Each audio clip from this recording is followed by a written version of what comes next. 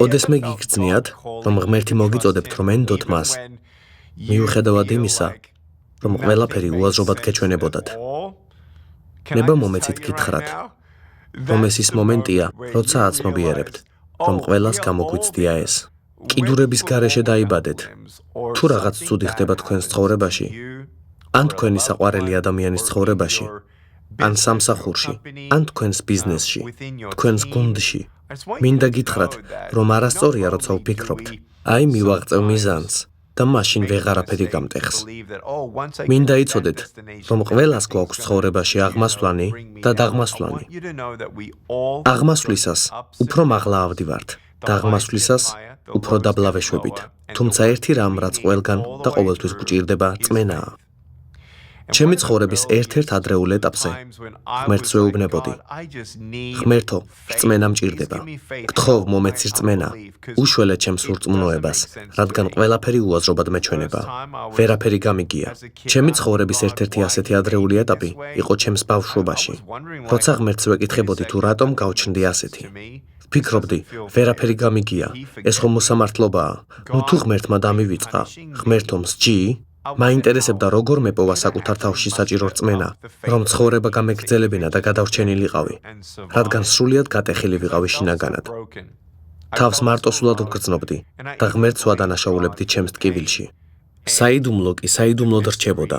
პასუხები არავის მოურთმევია ჩემთვის ვერცხლის ლანგრით, მაგრამ სწორედ ამ კითხვების გარემოცვაში, ამ შინაგანი ჭიდილისას იზრდებოდა ჩემი რწმენა. მივხვდი, რომ ნორმალურია, როცა განსხვავებული გრძნობები გიტევს და 1000 რამეზე გეფიქრება, მაგრამ იმასაც მივხვდი, რომ რწმენა არ იზრდება ისეთ სიტუაციაში, როცა ყველაფერი ნათელი და გასაგებია. რწმენა იზრდება მაშინ, როცა გაურკვევლობაში ვართ. ის იზრდება მოლოდინისას. ჩვენ კი გვძულთ ლოდინი, ასე არ არის? არ მოგწონს, როცა ღმერთი დუმს. ჩვენ ახლავე გვინდა პასუხის მოსმენა.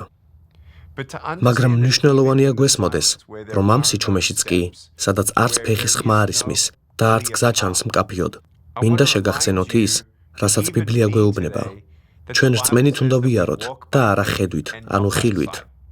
ეს იმიტომ არაა, რომ ხედვა ცუდია, რადგან სიბრძნე გვაქვს იქიდან გამომდინარე, რასაც ვხედავთ, რაც ვიცით, რასაც ვაცნობიერებთ, მაგრამ მაშინ, როცა არ გვაქვს ცოდნა, ვერც ვერაფერს ვხედავთ.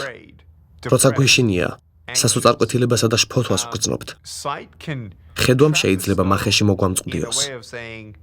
შეიძლება ვთქვათ, სრულიად თავდაჯერებული ვარ, რადგან გზას ვხედავ, რადგან ვიცი, რა იქნება ჩემი მომდევნო ნაბიჯი.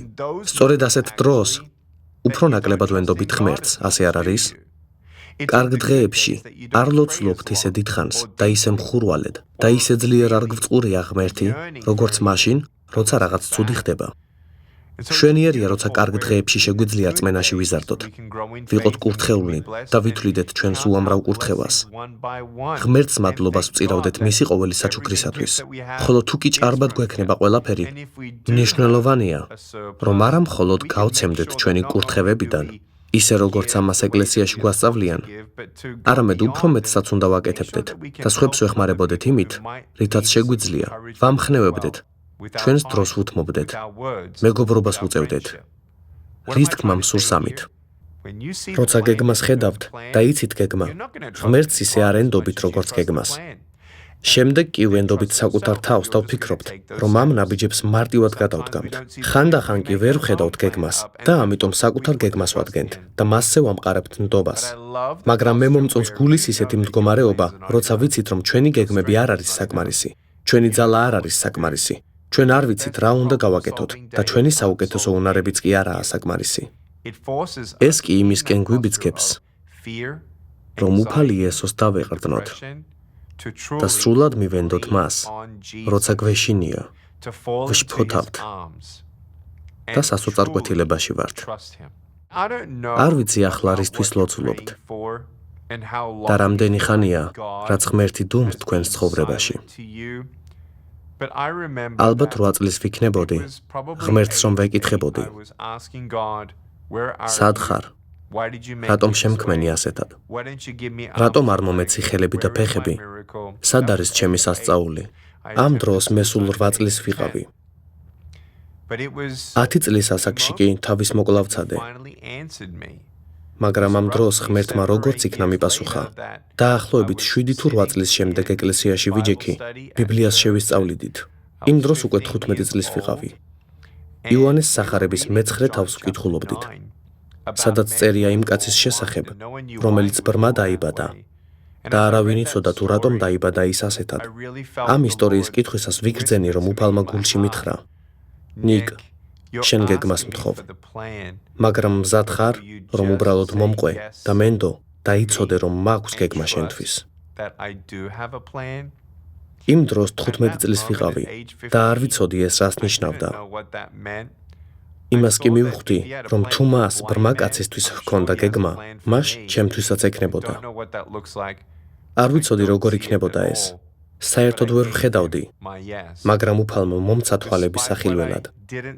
მიუხედავად იმისა, რასაც ვერ ვხედავდი, მიუხედავად იმისა, რასაც ვგრძნობდი, დავუჯერე უფალს. ეს არის რწმენა. რწმენა ღვთის საჩუქარია.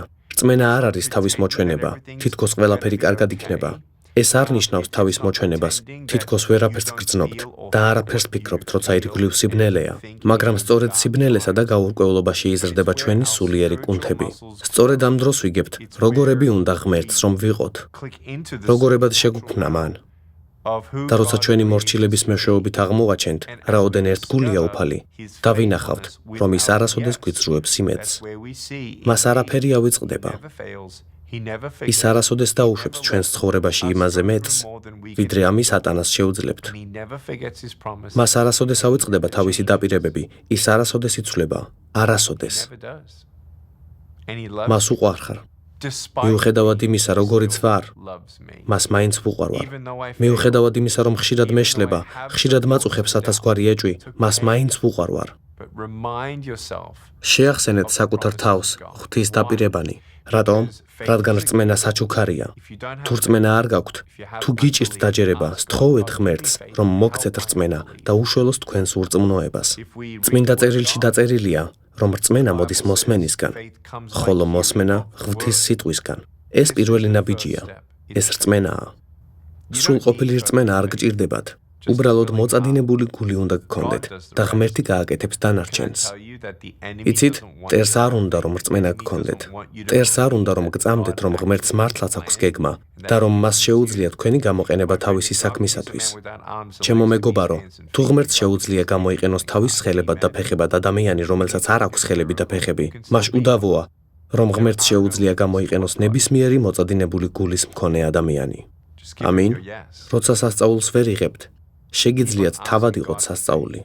არ აქვს საზღვრები იმას, რის გაკეთებაც შეუძლია ღმერთს.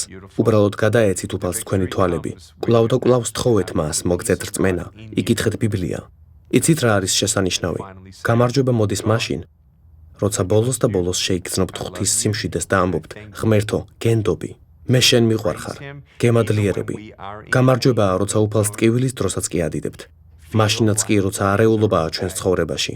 გამარჯვებაა, როცა თაყვანს ვცემთ და მადლობას ვუხდით მას. სწორედ ამ დროს ღვთის ზებუნებრივი მშვიდობა მთელ ჩვენს გაგებას რომ აღემატება, იცავს ჩვენს გულსა და გონებას ქრისტე იესოში.